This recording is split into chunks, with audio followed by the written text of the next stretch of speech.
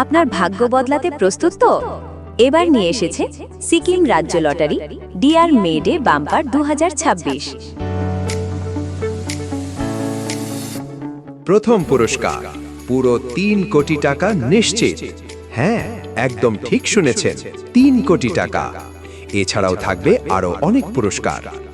আর সবচেয়ে বড় কথা, প্রথম পুরস্কার ড্র হবে শুধুমাত্র বিক্রি হওয়া টিকিটের মধ্য থেকেই।